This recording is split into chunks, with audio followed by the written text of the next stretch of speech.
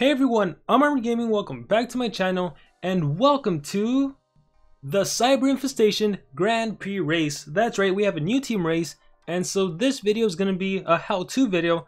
I'm going to explain the best way to get a lot of laps in this event, how to work as a team together, and explain all of that stuff. That way you guys can get this monster. And then I'll even do a little mini analysis. This monster isn't on the monster wiki, however he's in the Spanish wiki, so I'm going to go off there. So anyhow, let's get into what is this event first of all. The team race, or the Grand Prix race, is a race in which all teams can get the monster depending on how many laps they complete. So let's look at the very bottom. If any team completes 4 laps, they automatically get this monster. If the teams complete 8 laps together, everyone will get a Teskata. And if they want the team race monster, they need to complete a minimum of 10 laps. So 10 laps, you get the brand new team race monster. And then if you get 14 laps, you get that monster at rank 1. If you complete 18 laps, you get that monster at rank 2, 25 laps, and you get him at rank 3. And if your team manages to complete 50 laps in these 7 days, you will get a rank 4 monster, Patient Cyber, and your whole entire team will get the rank 4 monster. Not just one player, not just 2 players, the whole entire team. So in terms of getting monsters, powerful monsters, this seriously is the best event. Yes, it's time consuming, yes, it can be stressful, but in terms of how much effort you put and how much gems you put, you really do get an amazing reward. For example, my team normally does the 25 laps and gets the rank 3 monster. 50 laps for rank 4, even though it's also very generous, it's just very hard to do. But 25 laps in a matter of 7 days, that's definitely possible. If you do 3 laps a day, that's 21. So if some days you push and do 4 laps, you pretty much have a rank 3 monster for your whole entire team.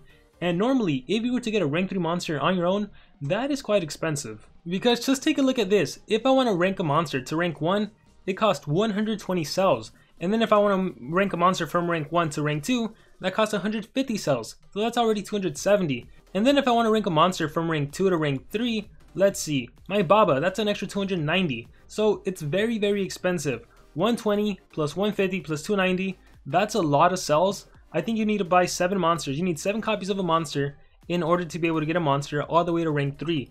And that's not even counting all of the food required, feeding up every single monster, all the time to extract them, all the time to rank up. It is a very long process. So the fact that we can actually get a team race monster in a matter of a week, it is generous, but again, it's not easy because it requires a lot of team effort, because there's different nodes that you have to do.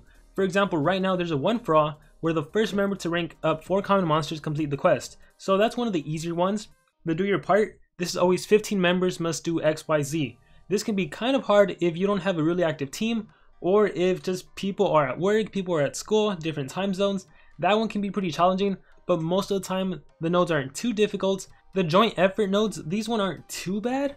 They could be a little bad. Like for example, this one, all members contribute as much to win 13 multiplayer battles. Normally if you have like 3 or 4 players on, everyone with 3 attacks, you can easily complete them. However, if you happen to get a 1 for all where 1 player must use 9 attacks, and then a joint effort after that, and then another 1 for all, it could get really challenging. And again, with different time zones and school and all of that stuff, at times it does get really difficult. But anyhow, the most important node that will probably come about that is near impossible to complete as a team is any node that requires breeding epic monsters. Especially if it's a 1 for all, 1 player must breed like 7 epic monsters. Or even a do your part, like 4 members must breed an epic monster. Or a joint effort, 11 members must breed an epic monster. If any of those nodes pop up, honestly the best thing you can do is to pay gems to skip. You would essentially just finish the other nodes and then put something like complete node, and it would say you're about to skip the node. Are you sure you want to do this? And you would click yes. That honestly 100% is the best way to skip any node revolving epic monsters. Because if you just try to breed an epic monster on your own, you're probably not going to get that lucky. And even if you do happen to get an epic monster, well, they take a long time to hatch. Like this monster has been hatching since the morning. He still needs a day and 7 hours. Not to mention he takes pretty long to breed. If you activate your breeding temple, then the time is reduced to 6 hours and like 37 minutes, which is still like 7 or 8 gems. So I would never recommend trying to breed epic monsters. In the joint effort node you could, because every single epic monster that's bred, I think reduces the cost for 10 gems. So whoever's skipping, that helps them out. And for the do your part, definitely if you can breed an epic monster, but definitely for the 1 for all, you're honestly better off just skipping it alright, because there is no other way to pass it other than actually trying to breed epic monsters. And if you do try to breed them, let's say you're extremely lucky and always get an epic monster, and you have your breeding temple, well that's 6 gems, 6 gems, 6 gems, that's 24 gems for 4 epic monsters. And then what? Then you have to speed these up to make more room. It's just not worth it. Those epic nodes, it's honestly better to skip them outright. And I know people think it's very challenging and tough, especially when there's like an epic node in every lap. But again, to be completely honest, the rewards are extremely generous. Even as little as like the 8 laps, the Teskata one, your team only needs to complete 8 laps in 7 days. So that's 1 lap per day, and every single teammate will get a monster that's worth 249 gems. And at most there's probably like 6 epic nodes, so if 6 players decide to skip, the whole entire team of 30 gets a monster. That's pretty cool. So it's definitely valuable, but the difficult thing is you need to have teammates that are willing to spend, teammates that are cooperative, teammates that are willing to get on and do the mundane tasks. That's kind of the one thing that really sucks about the Grand Prix, the team races. It's so boring and mundane that you do the same thing over and over. A node will pop up that's like, collect food, you collect food. Another node would say collect gold, so you collect gold. It's kind of boring, but it has to be done, and the reward usually is great. As for this monster, I don't know. We're gonna find out if he's actually worth getting. I mean, the fact that if you can get him ranked up, that's pretty worth. But anyhow, let's see. What else do you need to know? The Lapp Reward, so I already explained it. It doesn't matter what lap you're in, or not what lap you're in. It does matter what lap you're in. It doesn't matter what place you're in terms of the position. So for example, right now my team is rank 10. It doesn't matter. If we qualify, if we do the minimum 4 laps to get the epic monster, we'll get the monster. It doesn't matter if we're in 10th place. It wouldn't matter if we were in 20th place. Just getting 4 laps qualifies you to get the monster. So if by the end of 7 days, let's say we're still in 10th place, but we have our 25 laps, we will get Patient Cyber at rank 3. So position doesn't matter. The position only comes into play right here. This is where the position rewards comes into play. So right now my team is in 10th place. If the event was to end, my whole team would get an additional 10 Elementium and 25 elemental metal cells. If we were somehow to jump into first place, my whole team would get 80 Elementium and 150 metal cells. Yes, it's very nice, but honestly, my personal opinion, not worth the effort, especially when you can already tell a lot of these teams are gonna go for the 50 laps. I would say probably all of them, the top 9 teams, are gonna go for it, because to have 5 laps in the first day, that is quite a lot. Anyhow, with that being said, that's how position rewards work. And as for the individual reward, this is nice because every single player on the team has the chance to get up to 5 million food. That is a good amount of food. And then some cells of the new monster, and then some relic chests. First player gets 1 gold relic chest, second place gets 3 silver relic chest. And I always personally think that second place is kind of better than first place, just because in my opinion, 3 silver chests are better than 1 gold chest, because when you're fusing relics, those 3 relics will give you more experience than 1 gold. But I don't know, that's just me. I feel like this should be increased to 2 gold, or maybe 1 gold and 3 silver. You know, it should at least be better. And I don't think that 1 gold is better than 3 silver. And anyhow, third place is 2 silver, 4th all the way through 10th is 1 silver, and everyone else is bronze, with 5 of the monster cells of the new monster. And again, the amount of food you get will depend on how many points you get. So the bonus rewards is equal to 500 food times your number of points. So this essentially means if you want your 5 million food, you have to get 10,000 points. And you can see this right here. In my team, Felix Jr., he has 4,006 points and he has 2 million food. So once he gets to 5,000 points, he's going to have 2.5 million. Once he gets to 10,000 points, he's going to have the 5 million food. So if you want that 5 million food, make sure you hit 10,000 points. And I think that's it as far as how the event works. Just some quick little tips, and I wish I could see all the different nodes, but some little tricks on the nodes that I would personally recommend is, first of all, don't collect gold. You see some of these are near being full, because if a node ever pops up where it's like joint effort, collect a bunch of gold, or one for all, you must collect like 64 million gold. That's what having all of these things filled up, all of your habitats filled up, those come in handy. For the room building, I always like to have a pre-made level 2 or level 3 relics. I feel like those pop up a lot. There's also some that say like one player, a one for all, must make like 4 level 7 runes or 5 level 6 runes. Those are also pretty difficult, and if you don't have enough runes, you might be better off skipping that too. So I don't know, that one's better if you prepare ahead of time. Get some level 5, some level 6 runes ready. Also for the food, I like to do the angel, where is it? I like to do the winged angel beans. I do about 1, 2, 3, 4, 5, 6 of them, and the rest I have the snow peas, not the snow peas. The rest I have the black lotus root, because there's some where you have to collect like 400k on your own, or there's a joint effort collection, and so on. So just have a mixture of the winged angel beans, and the black lotus roots. Let me repeat that. And don't collect until you have to, until the node pops up. As you can see, I'm not collecting gold. There's a node that says feed a monster. Always have a monster that isn't leveled up ready to feed, so I have plenty on this account. Let's see, eventually a node will pop up where you have to breed a legendary monster. I would recommend that at least one player on your team has a legendary monster ready to go, someone preferably who's active, then you can just be like, hey, can you log on and hatch your legendary monster? For me, that's this monster right here. I have a Super Dan ready to go whenever the node pops up.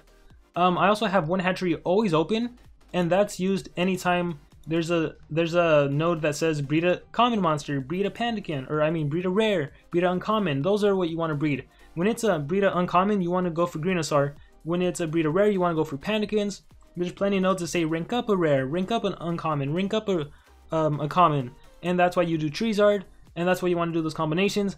I like to have a nature habitat right next to my hatchery, that way I can easily place them. So right now I need to fill those up first, but basically it's that easy. I can just hatch as many as I need to. I can repeat. I can put them right there. Also, it's a really good idea to have a lot of cells in your vault.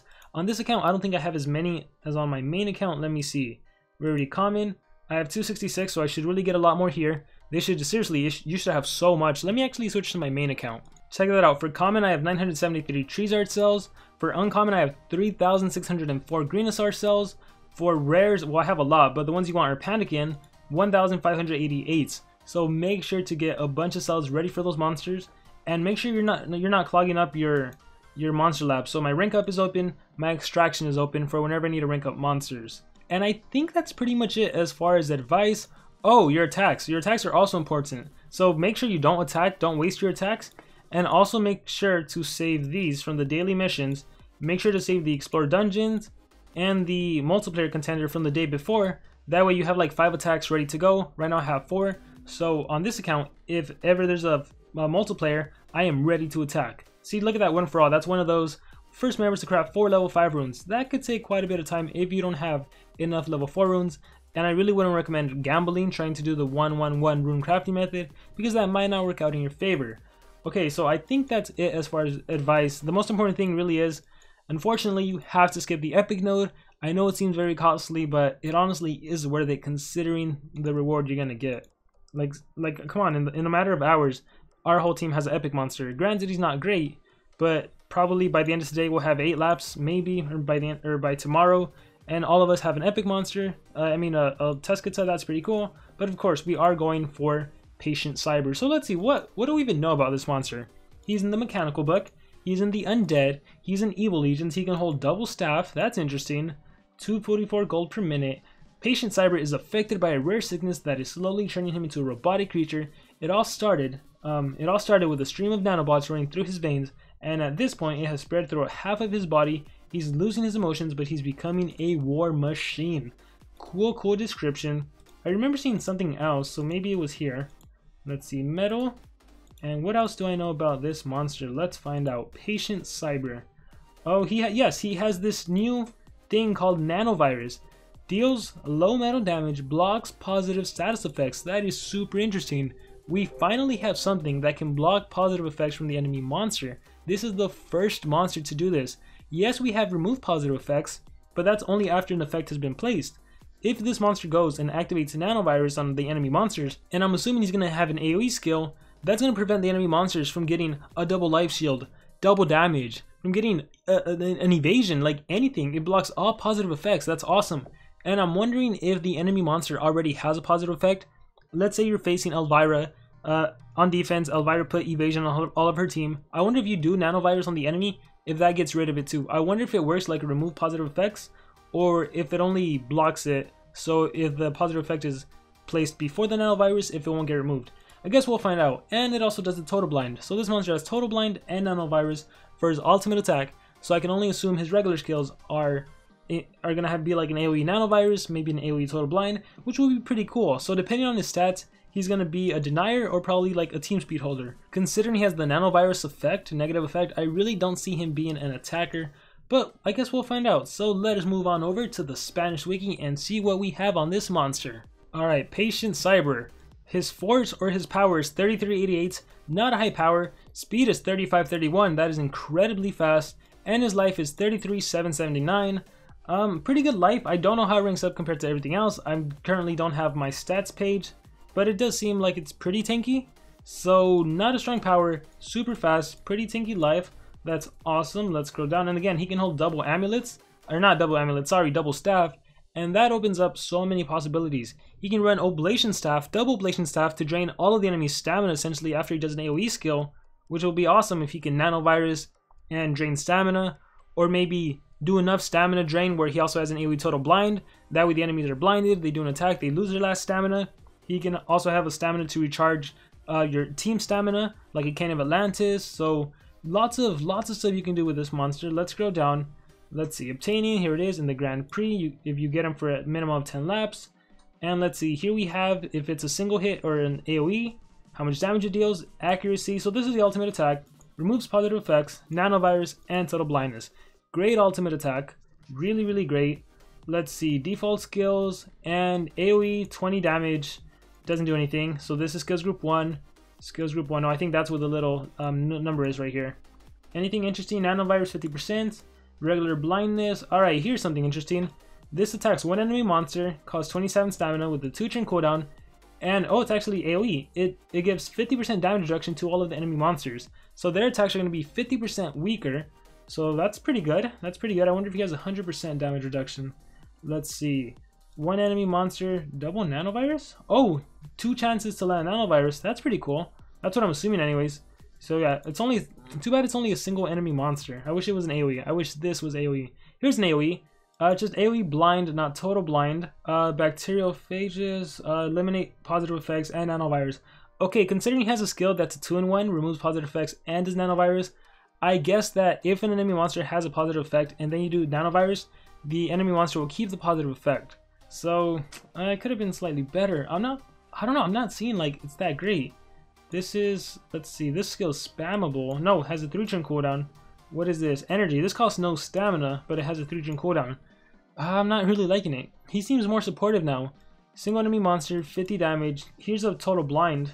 So single total blind, not even an AoE. And then here's an AoE. AoE nanovirus. So he does have AoE nanovirus. Single total blind. Single nanovirus and eliminate positive effects. AoE blind. AoE total damage reduction. Just based on what I'm seeing on this initial preliminary first look at this monster from the Spanish wiki, I don't think he's that great. I don't know, that's my thought. I like the nanovirus a lot. I'm not sure if I love it. It can definitely be utilized. I really wish it would remove positive effects if an enemy monster does have a positive effect before you nanovirus, but it doesn't seem like it, or else this skill wouldn't have any reason to also eliminate positive effects. So I would have to say, just initially, I'm not liking this monster that much. Yes, his speed is great. How would you run him? Would you run 3 speed?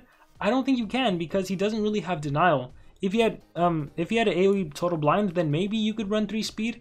But if this is just single total blind, then no way, because it's not worth going first to do nanovirus. Because mostly you're going up against an enemy monster like a Ruby that's going to do 2 negative effects.